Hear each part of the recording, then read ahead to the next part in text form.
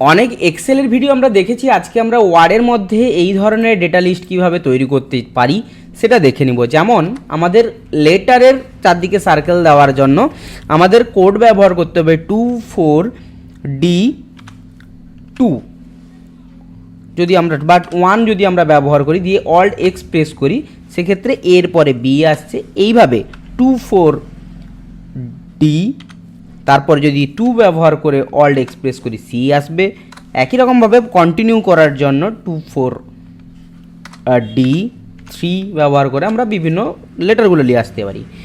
আর আমরা যদি চাই এই ধরনের কোনো নাম্বার নিয়ে আসতে, সেই ক্ষেত্রে আমাদের কোড লিখতে হবে 24F6 অল্ট এক্স প্রেস করলে 2, 24F7 অল্ট এক্স প্রেস করলে 3, 24F8 অল্ট এক্স প্রেস করলে 4। এইভাবে কন্টিনিউ আমরা লিস্ট করতে পারি।